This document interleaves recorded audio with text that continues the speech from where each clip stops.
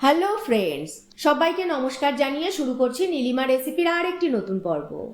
আজ শেয়ার করব শুধুমাত্র 1 কাপ গুঁড়ো দুধ ও 1.5 কাপ ময়দা দিয়ে দুর্দান্ত স্বাদের গোলাপজাম রেসিপি। যেমন চটপট বানিয়ে ফেলা যায়, তেমনি স্বাদেও হয় অতুলনীয়। শুধুমাত্র কয়েকটি স্টেপ ফলো করলেই খুব সুন্দর করে ঘরে বসেই বানিয়ে ফেলা যায় দারুণ স্বাদের এই গোলাপজাম। এই রকম সব ইউনিক রেসিপিগুলো খুব সহজেই বাড়িতে বসে শিখে নেওয়ার জন্য সাবস্ক্রাইব করে নিন নীলিমাস রেসিপিস চ্যানেলটিকে। আর আমার সমস্ত রান্নার আপডেট সবার আগে পাওয়ার জন্য বেল আইকনটা প্রেস করতে ভুলবেন না।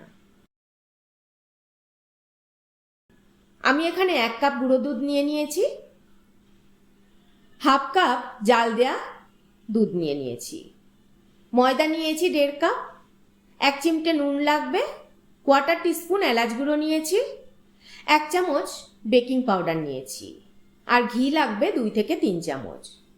প্রথমে বোলের মধ্যে গুঁড়ো দুধটাকে নিয়ে নিলাম। এবারের মধ্যে ময়দা নেব, নুন দেব সামান্য, এলাচ গুঁড়ো দেব, বেকিং পাউডার দেব,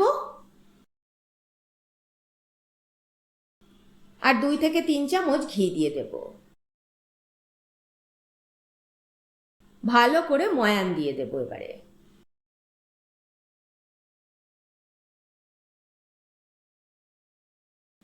দেখুন, মুঠো করলে দলা পেকে যাচ্ছে, মানে ময়ান আমাদের খুব ভালো করে রেডি হয়ে গেছে। এবার ঈষদ উষ্ণ দুধ দিয়ে অল্প অল্প করে দুধ দেব আর মাখতে থাকবো।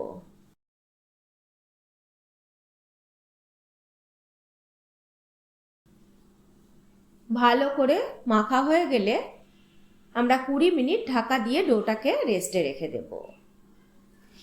এদিকে কড়াইতে আমি 1.5 কাপ মতো জল দিয়ে দেব, একটু কেশর বা জাফরান দেব, আর 2 থেকে 3টে এলাচ দিয়ে দেব। ভালো করে ফুটিয়ে নেব। এবারের মধ্যে 2 কাপ চিনি দিয়ে দেব। ফুটিয়ে চিনির শিরাটাকে বানিয়ে ফেলব।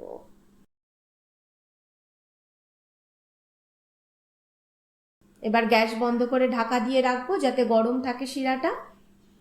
এবার 20 মিনিট পর ময়দার ডোটাকে আবারও খুব ভালো করে চটকে চটকে মেখে নেব। তারপরে এর মধ্যে থেকে ছোট ছোট লেচি কেটে গোল গোল করে শেপ দিয়ে বানিয়ে নেব।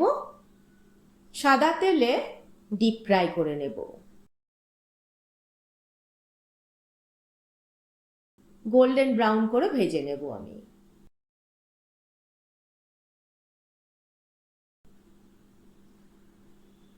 এবার গোলাপজামগুলো গোল্ডেন ব্রাউন করে ভাজা হয়ে গেলে তুলে নিয়ে সোজা চিনির শিরাতে ফেলে দেব।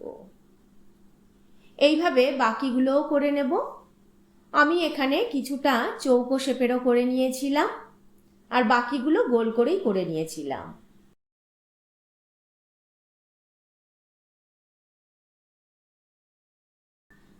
বাকি গোলাপজামগুলো ভেজে তুলে শিরার মধ্যে ফেলে দিয়েছি।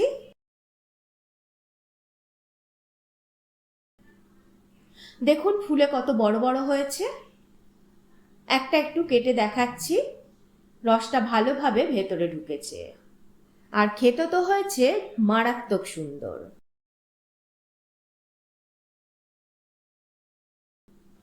শেষ পাতে এইরকম গোলাপজাম হলে দারুণ মজা হয়, তাই না? কেমন লাগলো আমার আজকের রেসিপিটি কমেন্ট করে জানাবেন। ভালো লাগলে একটা লাইক করে দেবেন। আপনাদের একটা লাইক আর কমেন্টই আমাকে উৎসাহিত করবে পথ চলতে। আজ তাহলে এই পর্যন্তই। আবারও হাজির হয়ে যাব নতুন কোনো রেসিপি নিয়ে, নতুন কোনো পর্বে। ভালো থাকবেন, সুস্থ থাকবেন সবাই।